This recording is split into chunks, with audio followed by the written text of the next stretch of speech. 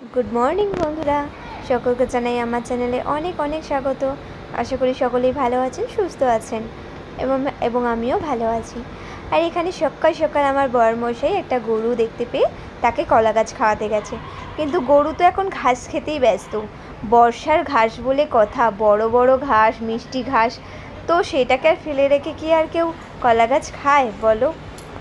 যেভাবে মেঘলা করেছিল মনেই হচ্ছিল বৃষ্টি আসবে বৃষ্টি আসবে, তবে ফাইনালি বৃষ্টিটা এসে গেল। আর আমি এখানে দেখো উনুনে অলরেডি ভাত বসিয়ে দিয়েছি, আর ওদিকে ফোঁটা ফোঁটা বৃষ্টি হয়েই যাচ্ছে। একদিকে বৃষ্টির মজা আর একদিকে আগুনের মজা। আজকে আমি ঠান্ডা গরম দুটো একসাথে ফিল নিচ্ছি। আসলে হঠাৎ করে বৃষ্টিটা নেমে যাবে বুঝতে পারিনি, তাই ভাবলাম চলো যখন বসিয়েই দিয়েছি এইভাবেই থাকুক।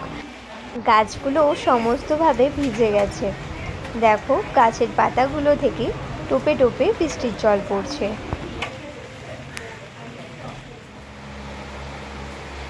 এই দেখো বন্ধুরা, আজকে আমি কি বানাতে যাচ্ছি, আশা করি এটা বুঝতেই পারছো কি।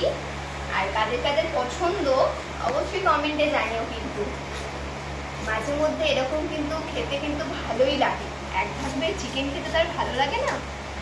তো যাদের ভালো লাগে অবশ্যই কমেন্ট করে জানাও। কিন্তু মা দেখো কি বড় বড় পা নিয়ে এসেছে। অনেকেই মনে করে মুরগির পা খাওয়া ভালো না, কিন্তু আমরা শুনেছি মুরগির পায়ে কিন্তু অনেক জিনিস থাকে যেগুলো শরীরের পক্ষে কিন্তু খুব ভালো, খাওয়াটা খুব ভালো। তো এত বড় বড় পাগুলো না দেখে না সত্যি খুব ভালো লাগছে, ছাড়াতেও সুবিধা হচ্ছে। ছোট ছোট পা হলে না ছাড়ানো যায় না।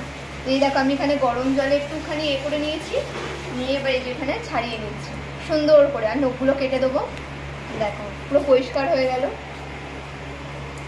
তো এটা খাওয়া কিন্তু সত্যি ভালো, অনেকেই ঘেন্না পাও, কিন্তু ঘেন্না না পেয়ে খেয়ে দেখতে পারো, কিন্তু খুব মজাদার লাগে খেতে। তো আমি এখানে কড়াইতে তেল দিয়ে গোটা গরম মশলা, ফোড়ন, পেঁয়াজ কুচি আর একটু ঝাল অনুযায়ী কাঁচা লঙ্কা দিয়ে দিয়েছি।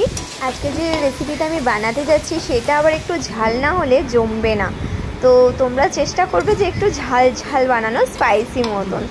তো তারপরে আমি আদা রসুন দিয়ে মশলাটাকে কষে নিয়েছিলাম এবং পরিমাণ মতন হলুদ, নুন, লঙ্কার গুঁড়ো সব দিয়ে দিয়েছি। তবে আজকে আমি জিরে গুঁড়ো বা ধনে গুঁড়ো ইউজ করিনি।